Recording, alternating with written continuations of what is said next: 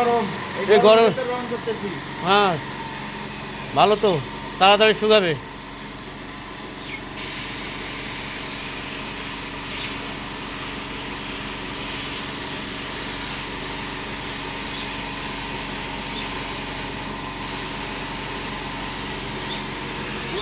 কি রং মারবেন?